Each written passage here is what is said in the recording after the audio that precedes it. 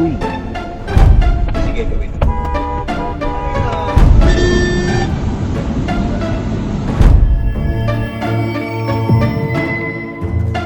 Hi everyone! Karaniwan sa mga kamote ay hindi iniisip ang ibang kasabayan nila sa kalsada at gumagawa ng delikadong pagmamaneho. Sa video na ito ay panoorin natin ang mga kamote na talaga namang makapigil hininga ang pagmamaneho. Panoorin natin ang video na ito. Simulan natin ang video dito sa motor na nagpaangat ng gulong at pwede siyang mawalan ng kontrol. Magkano ng ticket? Kaya kung bakit tayo na tayo. Papampam ka mamaya.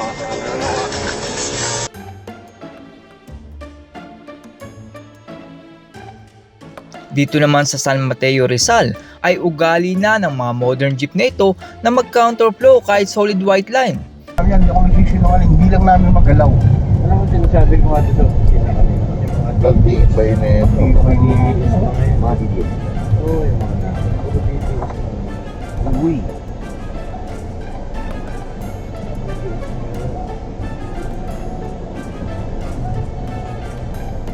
Sa tayo dito. Tibay naman ito.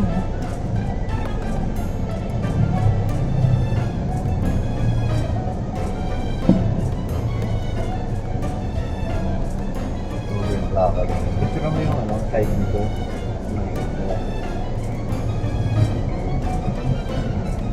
Dito naman po ay nag-overtake ang tricycle kahit may papaliko sa kaliwa.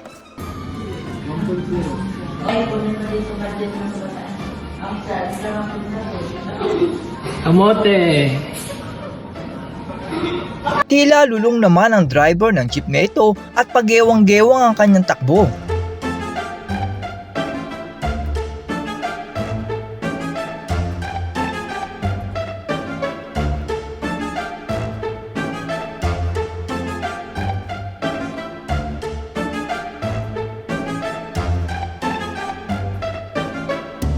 Ang mga motorista namang ito ay kahit red ang stoplight ay lumiko pa din sila. Ang jeep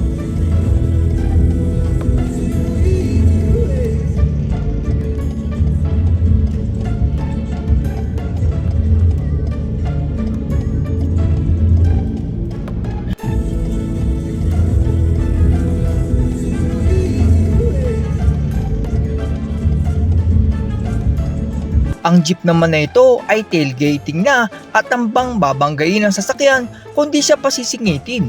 Unting nawawalan ng gana kasi hindi mo na magawa yung gusto mo. So ngayon, hinihintay mong may lumapit sa'yo para magpaparami. Tapos pagka viral, sige gawin mo.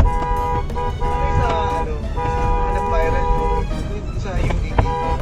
Ano yun? Oo. Sabi, ginawa kong oo. Wala. Nagbayad ka pa ba doon?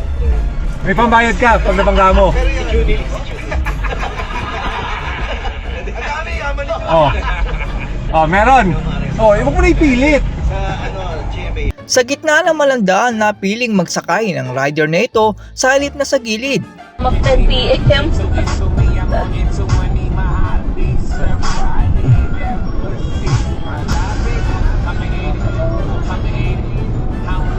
Kahit naman double solid white line at nasa harap ng eskwelahan ay pininahan pa din ng jeep ang isang modern jeep dahil nagkaunahan sa pasahero.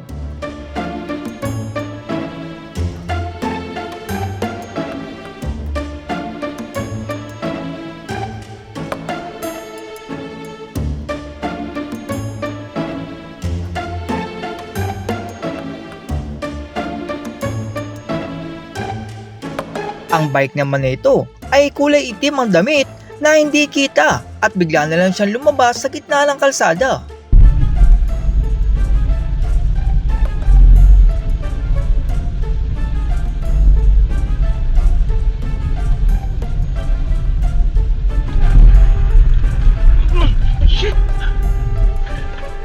Kahit naman solid white line at pedestrian lane ay nag-overtake pa din ang jeep na ito.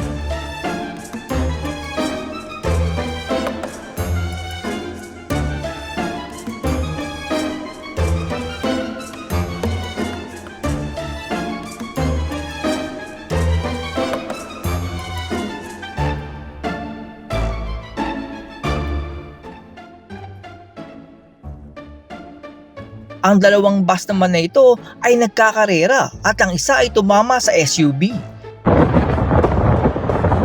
Amunoy! Amon! Ala ka, sige, bigay mo! Pak! Puta, bibuin ko na, Kuya Abet! Amon! Ala ka, sige, bigay mo! Pak! Puta, bibuin ko na, Kuya Abet!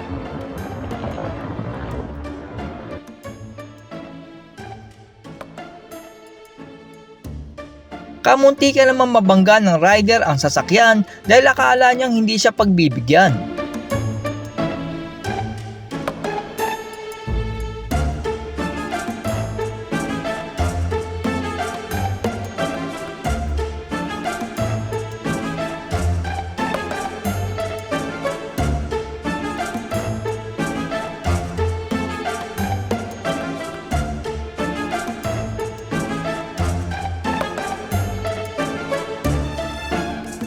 Ito naman pong modern jeep sa San Mateo ay palaging nagka-counterflow para lang sila ang maumla palagi.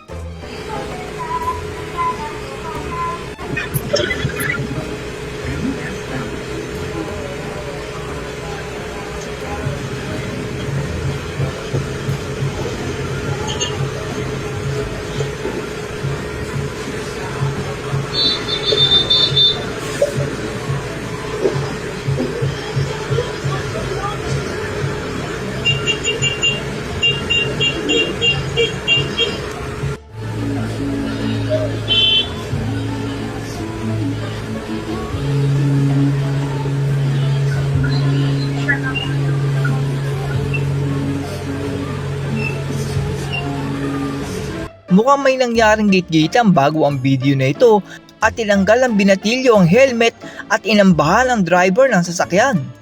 Wala kang helmet, o kitang-kita ha. Kinata ko, siya pa yung gagalit. O, tapos, tinan nyo ginagawa. Tinan nyo ginagawa. O, ayan. Tinan nyo ginagawa.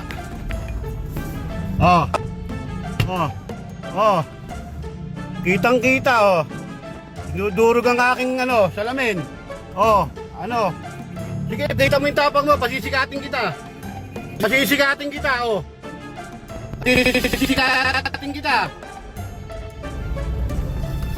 O, ayan, pasisikatin kita, o. Ayan, o. O, eto ka, o.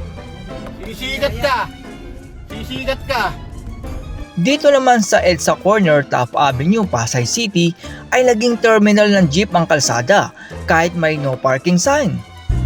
No loading unloading, pero ginawang terminal. Tapos pag tayo MMDA, ano ginagawa mo dyan, kuya? Dinuli. Displays. Pagewang-gewang naman ang e-bike na ito na parang nangaasar pa.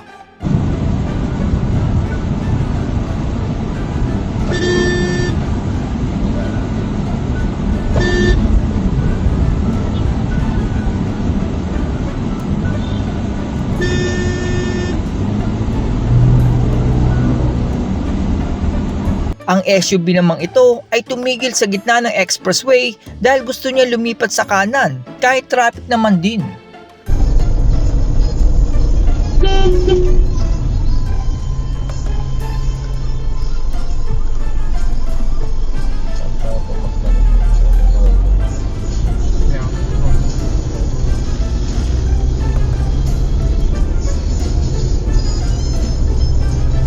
At yan po ang mga kamote na pwede nating makita sa kalsada. Dito po sa Pilipinas ay talaga namang makipigil hininga ang ilang mga daan. Nandyan yung sisingit na lang kahit mabilis ang inyong takbo at may bigla na lang magkakat sa harap mo nang hindi mo inaasahan. Naalala ko noon, nung unang mga linggo ko sa pagmamaneho ay talaga namang halos sumuko na ako. Pero dumating na ako sa punto ng buhay ko na parang pangkaraniwan na lang ang mga kamote sa kalsada. Basta maging defensive driver lang po kayo palagi at habaan ang inyong pasensya sa kalsada dahil ang mga kamote na yan ay mahuhuli din ng mga LTO at enforcer. That's all everyone. Salamat sa inyong panonood. This is Chuck and you're watching Biker Drone.